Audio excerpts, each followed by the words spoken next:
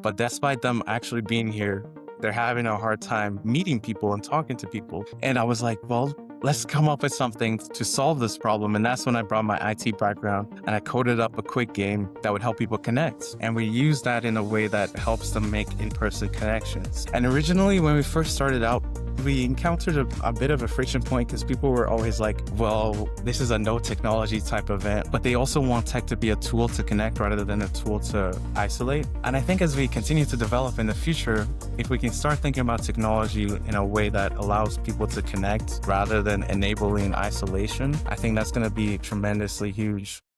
Before we begin, I want to slow down things just a moment. This conversation is about something we all experience in social events and in networking events, being surrounded by people but still feeling disconnected, a bit alone. I'm joined by Melvin Adekanye. He's the founder of JamSocial, and he works at the intersection of technology, psychology, and events, helping people, especially introverts, in these professional events find their way, start real conversations. We talk about networking, of course, loneliness, the role of technology, and that it sometimes takes only a small nudge to get things started, something I deal with as well at TouchBase. So, here you go. I hope you enjoyed this conversation.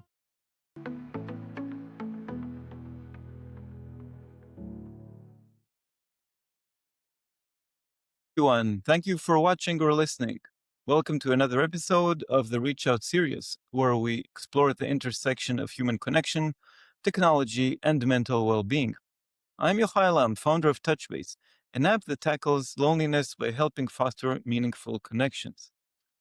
And today, I have here Melvin Adekanye, founder of JamSocial, helping introverts actually connect at events with icebreakers that make networking feel like playing a fun game. Thanks for coming, Melvin. Thanks for having me. So, Melvin, you work at the intersection of events, psychology, and also technology, helping people who don't naturally thrive at networking events actually connect. I often have that trouble. Before we get into JamSocial, I'd like to start a bit with you. Where did you grow up, and what kind of social environment shaped you early on?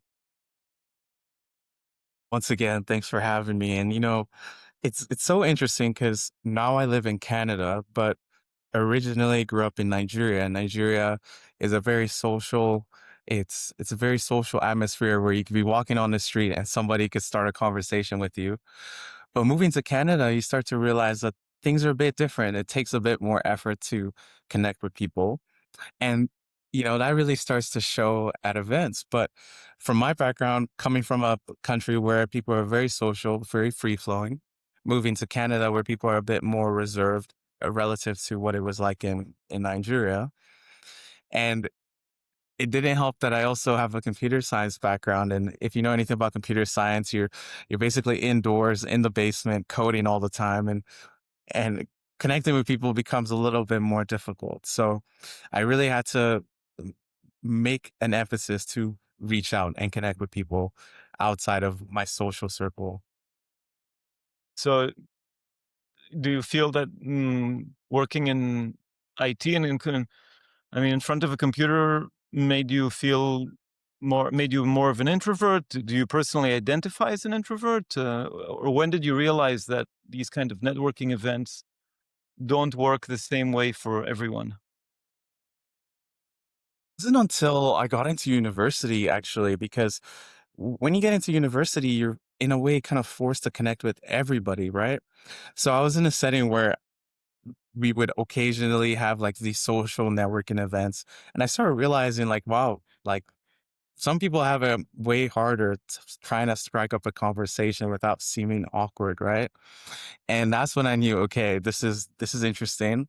I wouldn't identify myself completely as an introvert. I feel like I can be extroverted when I need to be, but I'm also totally fine just being alone at home, doing my own thing, right? So I have to force myself in order to be more extroverted. And I feel like being in the IT space definitely enables that. And I feel like because it enables that, I have to go the extra mile to go make connections, to step out of that comfort zone, right? So, you know, it takes more effort than usual. So you had this personal friction. You said at university, and then you took a step forward. Let's talk a bit about JamSocial. How did it come into existence? What was the first problem you were trying to solve? It's good that this comes up. I know that you are also in Europe, and I also had a chance to do a study abroad program in Europe. And while I was in Europe, specifically the Netherlands, I found it almost impossible to talk to anybody. Not just because there was a language barrier. I mean, most people speak English, but it was also kind of difficult to find third spaces where you can actually go socialize and talk to people. And while I was there, I realized this is so hard. I wish there were more opportunities to meet other people my age. And it so happened that I was randomly strolling the streets and I came across this sign, and this sign said something like, meet 5 other people for coffee. It's something like that. And I remember seeing that sign, and I was like, what the heck? I wish I had seen this when I first came because I would have loved to try it out. But at this time, this was like my final week and I was moving back to Canada. So I came back to Canada and I was like, I wonder if other people here feel the same way. I wonder if there are people here who want to connect with people, but are having a hard time, finding those opportunities in third spaces too. So I was like, you know what? Let me host an event so I can see if people would come out and meet new people. So I hosted this event, and to my surprise, there were like 70 plus people who turned up, and the whole idea behind the event was to meet new people.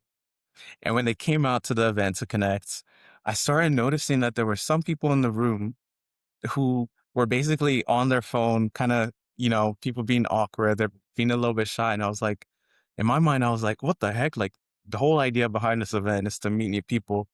But despite them actually being here, they're having a hard time meeting people and talking to people. And I was like, well, let's come up with something to solve this problem. And that's when I brought my IT background and I coded up a quick game that would help people connect. And that quick game has come to be Jam Bingo, and it's a way that people can strike up conversations. But that was really the start of it. It was like I was hosting my own thing, and then people were not connecting, and I was like, there has to be a better way for people to break the ice. So I ended up making my own solution for my events, and that's really how it started. I hear you. That resonates with my background. I thought, oh, there should be something to help people connect. In my case, with people they already know. In your case, with people at networking events. So yeah, that was. I guess that was the moment when you saw people make the effort to show up to your event, but they were on their phones. That was the moment you thought I should do something about it. I guess. Percent. Mhm. So, when, I mean, I assume you were working on it on your own. I mean, the idea came to you, but when you first described this idea to others, how did people react? What convinced you that it wasn't just a personal issue, but more of a broader one? Interesting. When I first described the issue, I feel like the first time I ever really described the issue was at this event. How do you help people connect?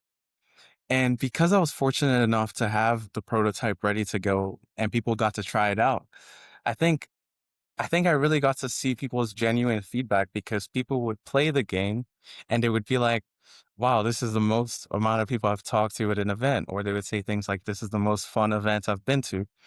And in my mind, I was like, okay, that's interesting.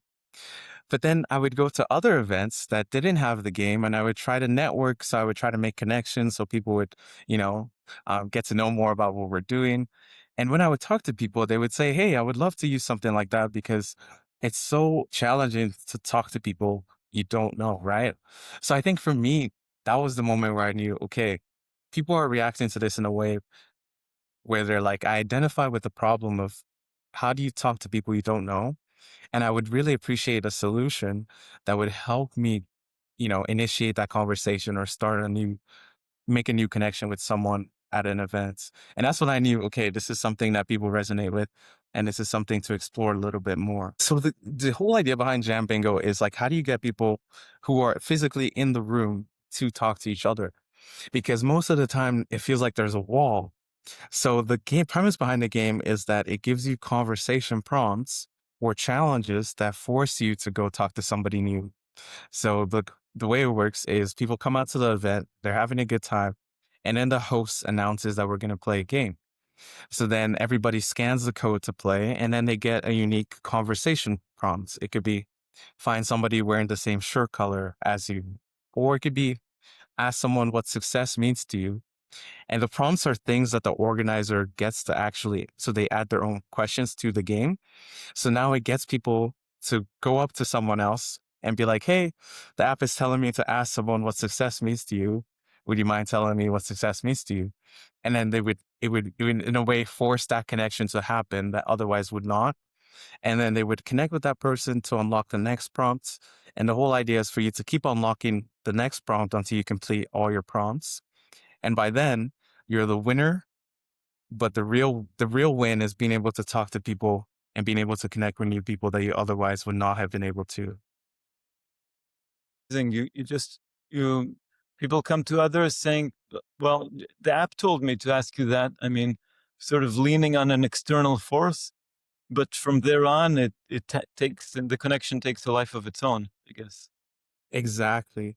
You're 100% right. Like it gives people that initial excuse to connect. And once they connect, magic happens from there, right? Once people start talking, they start talking. Yeah.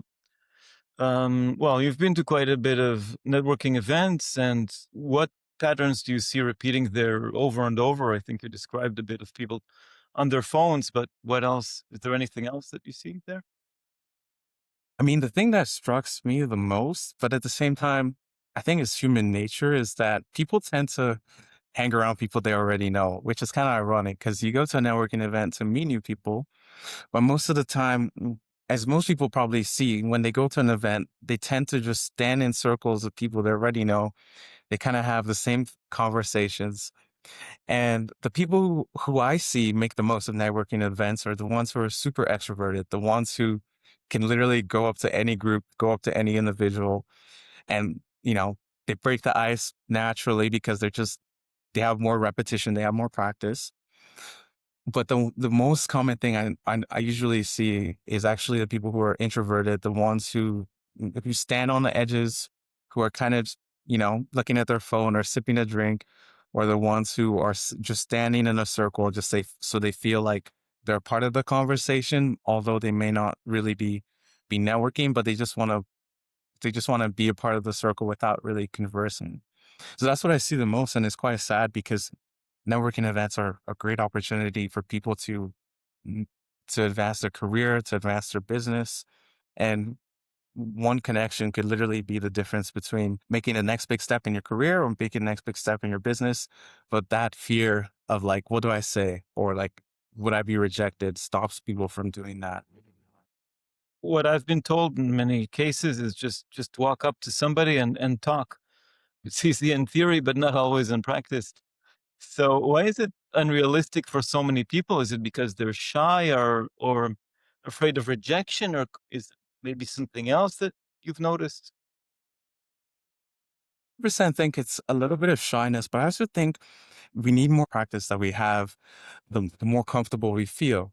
Actually, I have quite a funny story. Actually, I went to like it was like a big networking event, and I did what you said, which was to go up to somebody, introduce yourself.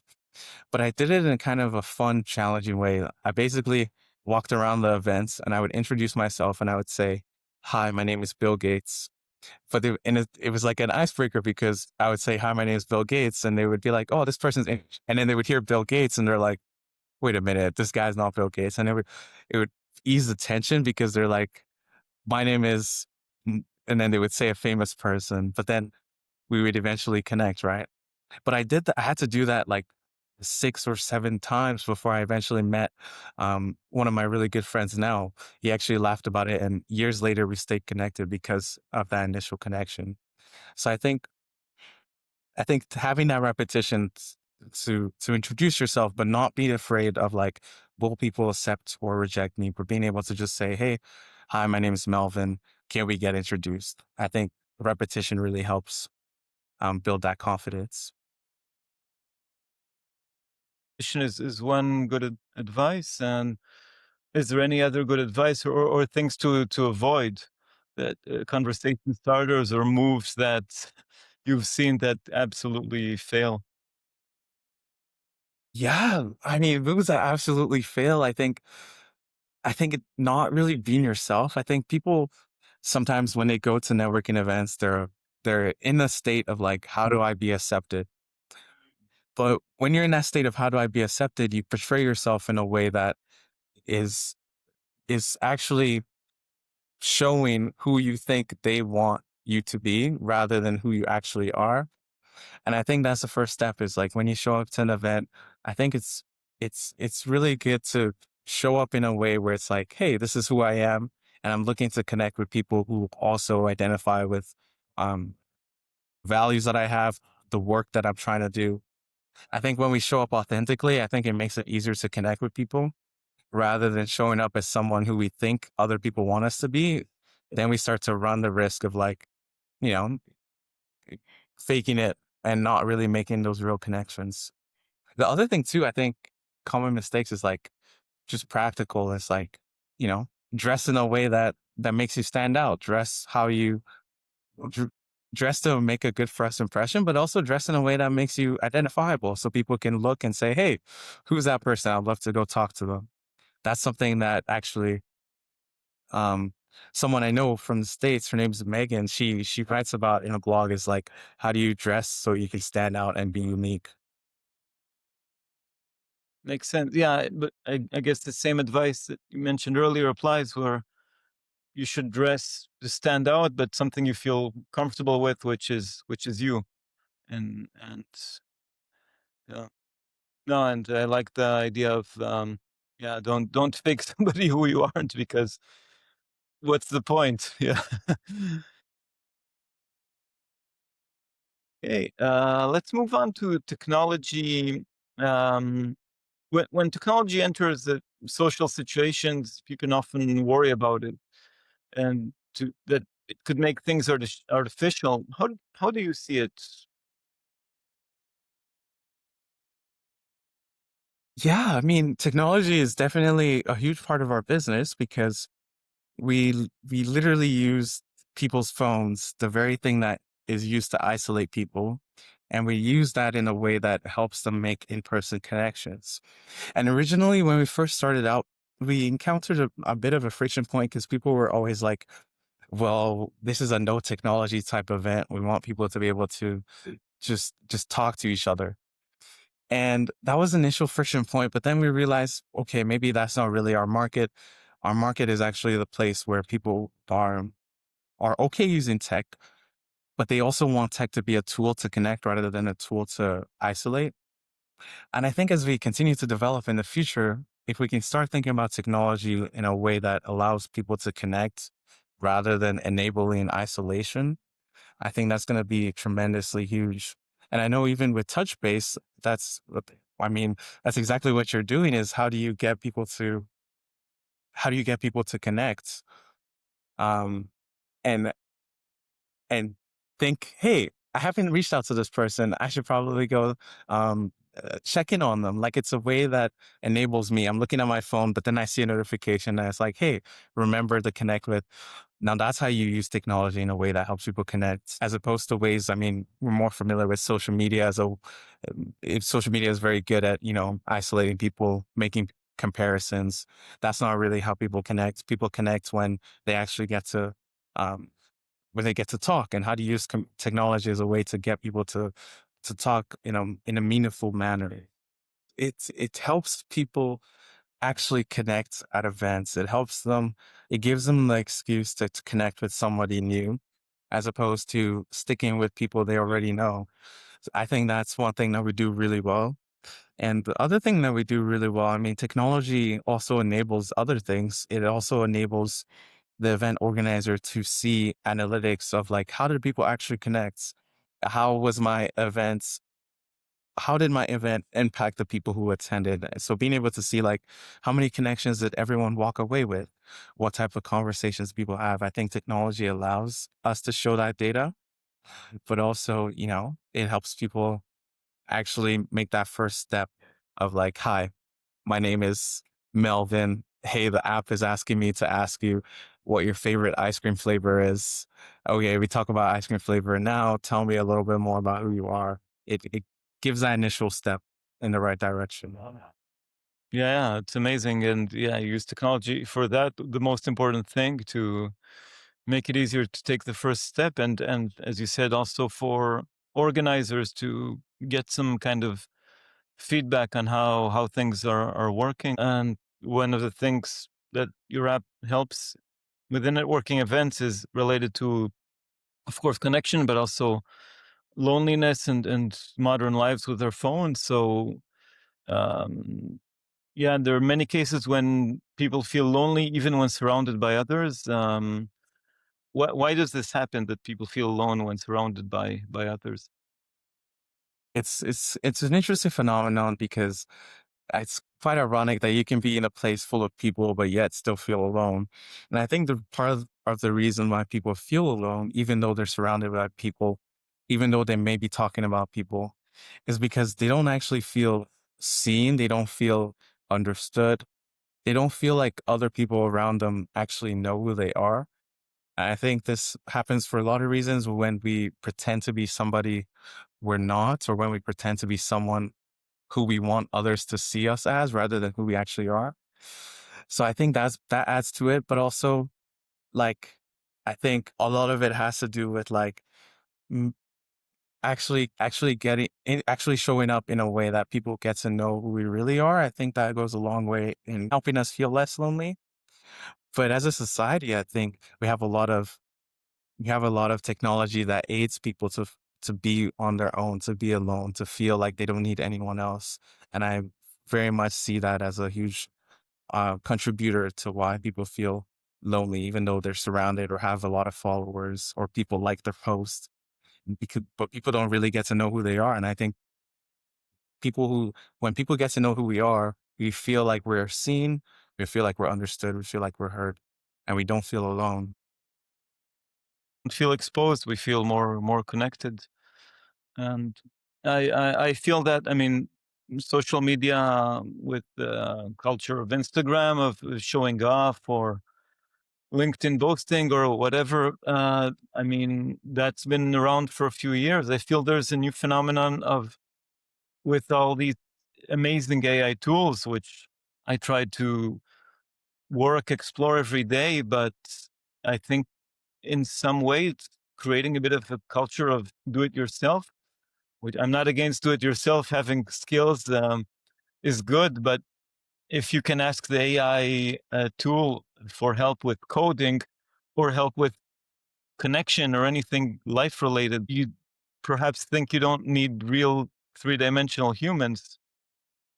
What do you think? And that's the sad part, isn't it? It's kind of like this irony of like the more independent we get, the more alone we feel. And I think it's super interesting because although I went to Europe and I had an opportunity to see what a different life was like, I've also been to different parts of the world that maybe we would consider third world. But going to countries where I got to see people who had to walk like an hour just to get clean drinking water, you start to realize that like there are different levels of what it means to advance or to be there are different levels to life. And I think that when we go to countries where they're more dependent on each other, you don't necessarily see the same kind of loneliness we see in countries that are far much more developed because they actually rely on each other and they heavily rely on community and knowing each other and talking, and that helps. But it's kind of ironic because the more developed we get, the less reliant we are on other people, and the more comfortable we feel in staying in our own bubble with the people who think like us, with the people who like us, with the people we like. And the more we stay in that, the less we actually connect with other people, the more we feel distant. And I think AI is an interesting phenomenon because, I mean, why would I go talk to my friend and tell them how my day was when I could basically rant to ChatGPT on text and I could say, this person did this thing. And ChatGPT would say, oh, you're totally correct. You should totally feel this way. And ChatGPT is going to agree with whatever I say. Why would I go talk to someone else who would challenge my thoughts? So it's interesting, but I'm curious, what do you think? I feel like um, with what you've seen, how would you see people interacting with AI, and how does that lead to loneliness? Yeah, I mean, in my circles, I don't have people having an AI companion. At least they're not admitting it, or but I've heard about the phenomenon, and I think I don't know. Again, if technology can help you prepare for interactions in real life, and you only spend a limited time using the AI companion, maybe it's helpful. But eventually, I think you have to put yourself out there, like the people coming to your networking events. The big step came from them to show up, and then you just take them the extra mile to ignite that initial connection at the event. But it's still three-dimensional people. So yeah, like with everything, technology has I mean, time to be used and time not to be used. So it's easy to get into the rabbit hole of using only AI, or using or spending time only on social media. I personally think that even small human connections, like, meeting, saying hello and having a small chat with the person at the cashier at the grocery store or the bakery, that small connection can be more enriching, more giving a sense of of a community, more than just talking with the machine. I don't know. How is your experience? What do you think? And I think that definitely goes back to the whole when you get to know people and when people get to know you, you feel more connected. And you're definitely right. Like initiating those, in a way, it's like small talk, but it's a way to, hey, like I would like to get to know this person a little bit more than just someone who scans my groceries as they're putting it in a bag. I think that helps us feel more connected. And we start to relate to people because we start to realize, oh, this person is actually a lot like me, or this person also has this challenge.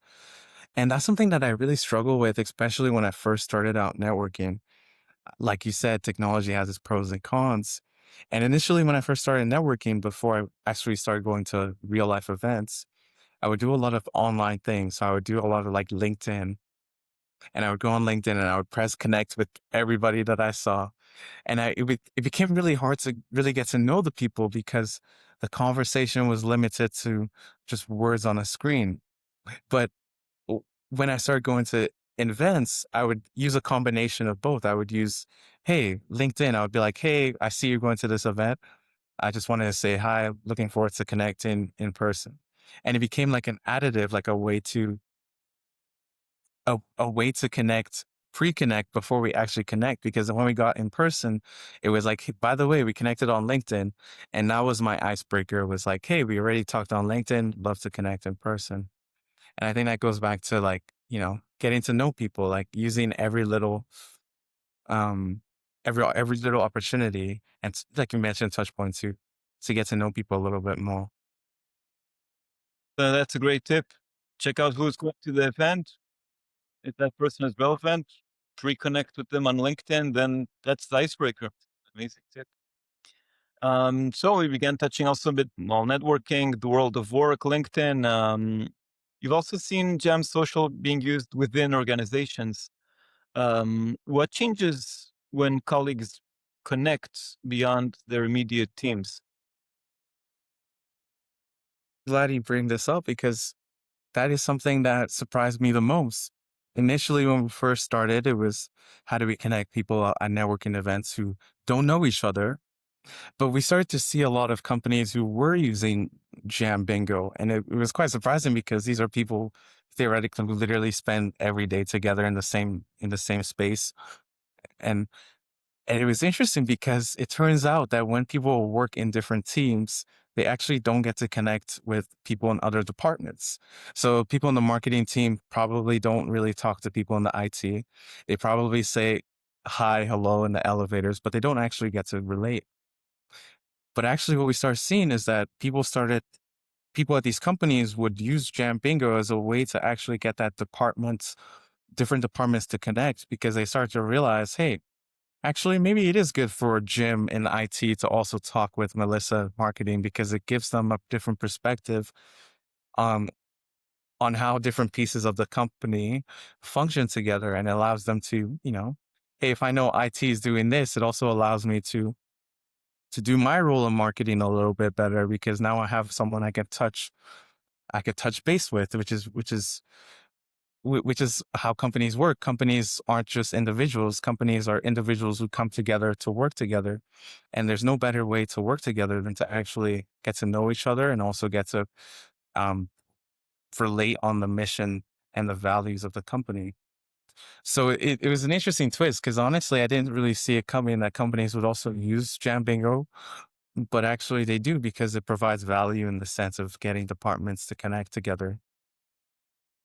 Makes sense. Yeah. When I worked as a product manager, I had to diffuse rivalries, or well, rivalries, different interests between, let's say, the user experience team and marketing. They pull to different directions. I definitely would not doubt that it has an impact in company performance because at the end of the day, people are the ones who drive the company. And the more connected they are, the more they're able to accomplish. So I think definitely has an impact. But in terms of raw number, I would definitely have to look into that. Yeah. I also will dig into studies about it.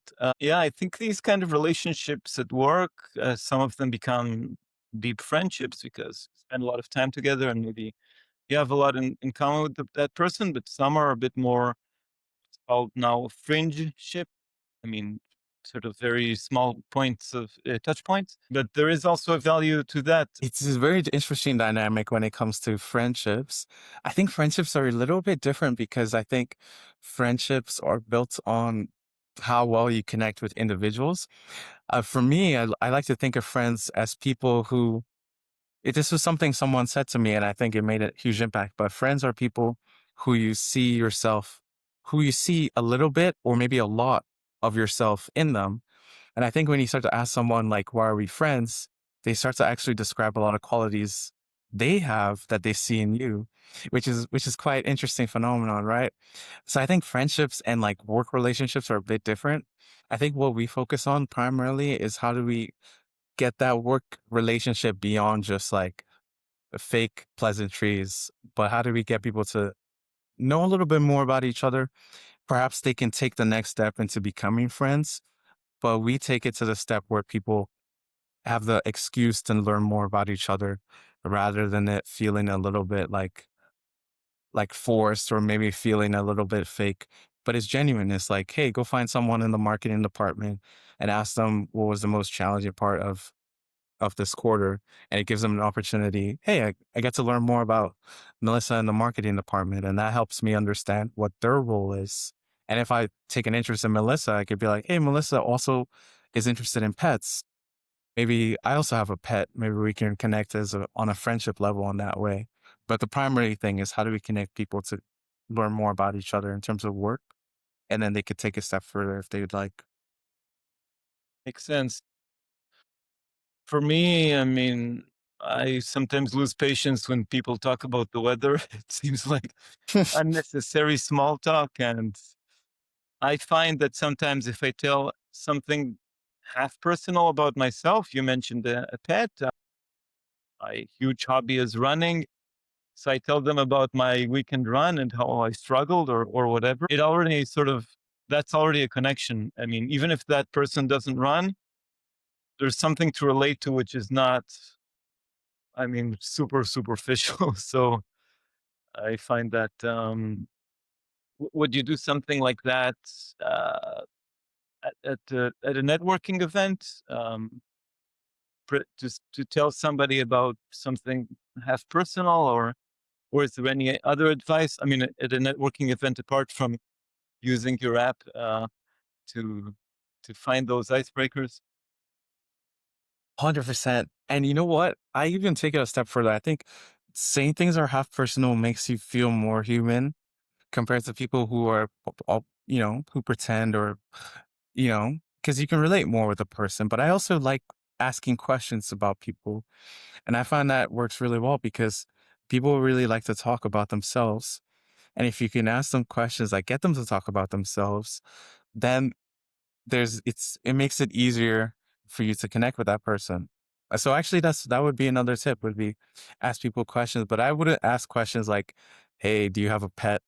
Or how do you feel about the neighborhood you live in? Like I wouldn't ask questions like that. I would ask questions more like, hey, what is something maybe I know they've been working in this industry for like 10 plus years. I can say, hey, based on what you know now, what is something you wish you knew when you first started your career? And it gives them an opportunity. It's like, I mean, who else is asking them a question like that? But now it gives them an opportunity to think, oh, actually, yeah, what is something I wish I knew when I first started? And it makes you learn a bit more about them because, they open up a bit more. They're not just like the weather is good today, but they're actually telling you something from their personal experience. And I find that really works really well in breaking the ice.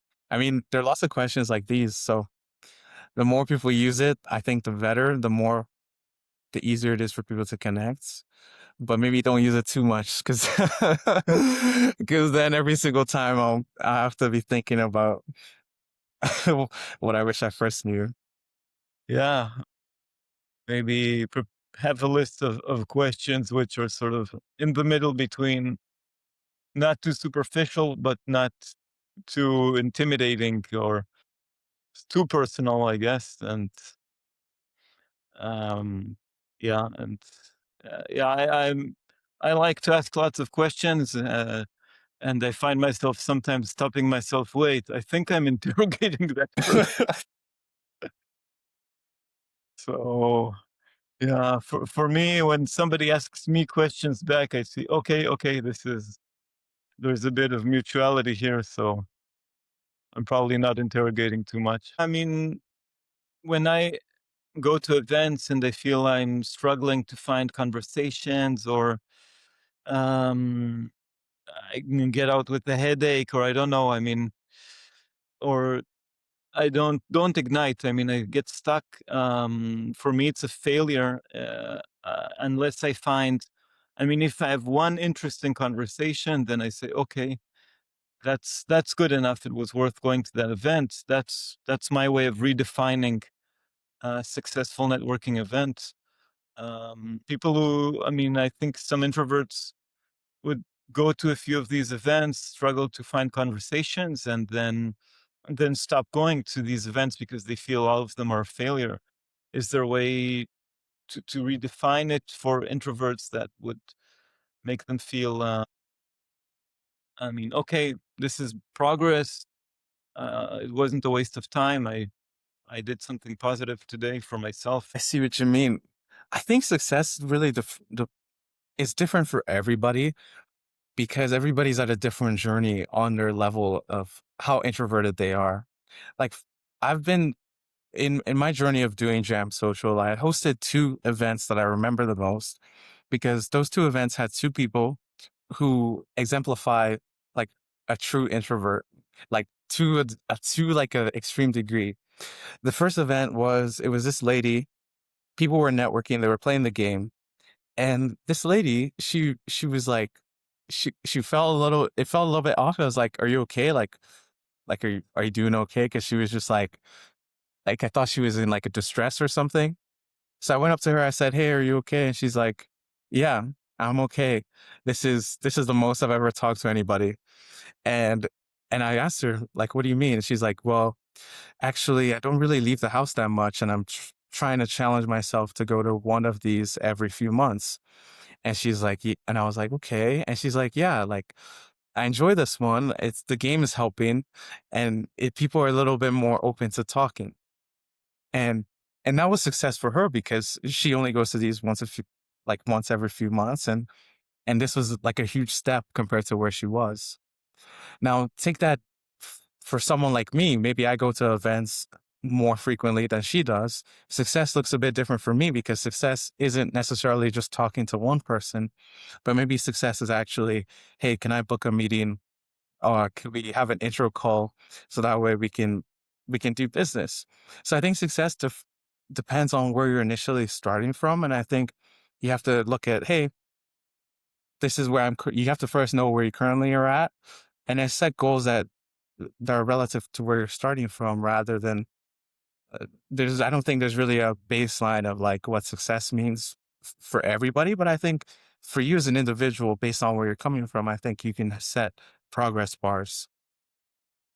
Initially, AI was something that we used to help come up with these conversation icebreakers, because when you open up the app, it says, ask someone what success means to them, ask someone what they're most proud of this year. Like, so those were initially AI generated.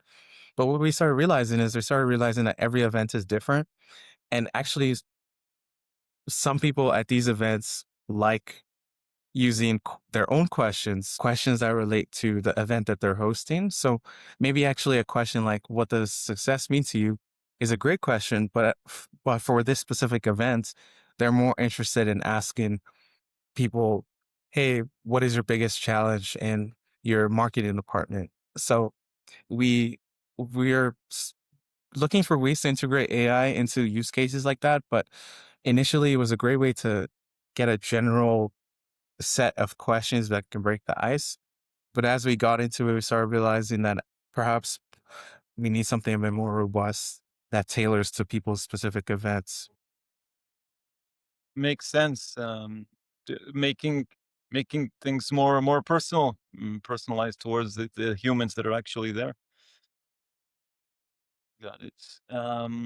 Okay. After everything you've seen and built, what's one belief about human connection that you now hold very strongly? This is the kind of question I would use at a networking event. I mean, well, let me think about it. Perhaps maybe, mm, yeah. I mean, with TouchBase is more focused on that individual connection of like, how do you get people to connect with their existing network? So I'm curious to hear what you think, and maybe that could help jog some thoughts for me. Yeah, actually, I do have an answer to that question. I learned that we underestimate how much somebody reaching out to us makes us feel good. I felt it personally before I began building the app. Felt, I mean, sort of a positive rush when I reached out, when people reached out to me.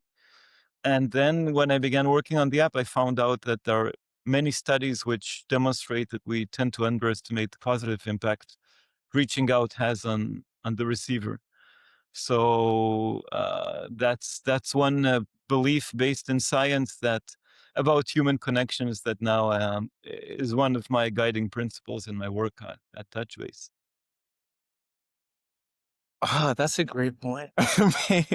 And I think you're right, because even thinking in my personal life, when people reach out of the blue, it kind of catches me by surprise. It's like this person was thinking about me, and it does make me feel good. And I think there are parallels to Jam, although we're not necessarily reminding people to reach out, but I think we're helping people overcome that fear of walking up to somebody new. And I think something that I've learned from doing what I've done is that when you give people an opportunity to connect, the people who the people who benefit most are the people um who are searching for it the most. So the introverts in the room, the people, overlooked when you go to an event, you're definitely not looking their direction, you're looking for someone else. Those are the people who benefit most. And those are the people who at the end of these events are always like, man, this was one of the most fun networking events I've been at, because I actually got to meet people rather than, you know, just looking at my phone or drinking a few drinks at this event. So that's what I've learned, is that when you give people an excuse to connect, they will take it. That's a great thing and very encouraging. I assume for many introverts out there, or many people who struggle at networking events. So That's good news. Looking ahead, what excites you most about the future of intentional connections? What excites me most is technology. It's kind of ironic because I think as technology continues to advance, I think the more people will seek in-person connections more. And we're starting to see it even now, I think, with the rise of AI generated video, with the rise of AI bots. I think people want to know that when they're talking to somebody, that they're actually talking to somebody and not just a bot. And I think people are intentionally going to start seeking out those in-person connections and in-person interactions. And that's something that excites me most because we've we're coming to a point where technology in of itself is creating the opportunity for people to connect. Perhaps that wasn't the initial intention, but it is a consequence of the online sphere we've created. So I think people will seek out in-person interactions. And I think for us as people who create technology to aid these in-person interactions, I think it puts us in an interesting position of how can we further use technology or how can we come up with different solutions to continue to help people in person to connect, um, whether that is reminding them to touch base with someone else, or maybe that's helping them actually start a conversation, or maybe that's helping them find events to go to. These industries are going to start to see an uptick in people seeking them out because we've hit a point where, for me, I'm personally done with like I'm personally done with the whole online kind of world, and I want to be able to connect with people and actually know I'm talking to somebody real. Gonna have to continue using online tools and technology. That's modern life, and it helps. But it, yeah, the best thing technology can do in around connecting with other people is just be an extension of our real life, of enabling us to meet new people or helping us stay in touch with people or helping us find a place to have a drink with real people. Yeah. Okay. We're nearing the close. Is there anything else you'd like to add to our listeners? A message, a takeaway, anything, an insight? Think we had a great conversation, and if there's one thing I can leave with everyone, I think is the best icebreaker is is when you decide that you are going to be the person who goes and reaches out to someone um who may be looking like they're on their own. I think that is the best icebreaker. Maybe your event doesn't necessarily have like games or tools or like things like Jam Bingo, but if you can be that person who says, "Hey, I'm actually going to take up the challenge to go introduce myself to someone who I see as I'm talking to someone else." I think we need more of those in the world because people who take that initiative are the people who become leaders and the people who set the pace of how networking events should be like. And if you're the person who sticks to your friend group, you need to tell your friends, we're going to go make new connections and not just stick together. Need, in general, more people moving out of their comfort zone and giving other people a chance, maybe, and themselves a chance to meet these other people. Hey, Melvin. So thank you very much for sharing your insights today. I had a great time talking with you. It was a fun ping pong. And I certainly learned a lot. I'm sure our listeners and yours did so as well. Where can people learn more about your work, your initiatives, connect with you, meet you in person? Well, it's great. We can definitely learn more about what we're doing on our website, on our social media. So our company name is JamSocial. So it's the jamsocial.com. We also have our social medias. We're active on almost all social platforms at the Jam Social. And if you want to meet me in person, perhaps you have to come to Canada. Let me know, and then we'll set something up. Cold place, but can make warm connections there. Yeah. Okay. Thank you so much. Thank you very much, Melvin. Really super enlightening and energizing conversation. think for everybody. Okay, thank you very much. Thanks. So this has been another episode of the TouchBase Reach Out series. As always, I will encourage you to download TouchBase and send me feedback and tell me how you're using it. And follow also TouchBase on all the social handles. And I hope to see you soon. Thank you and bye bye.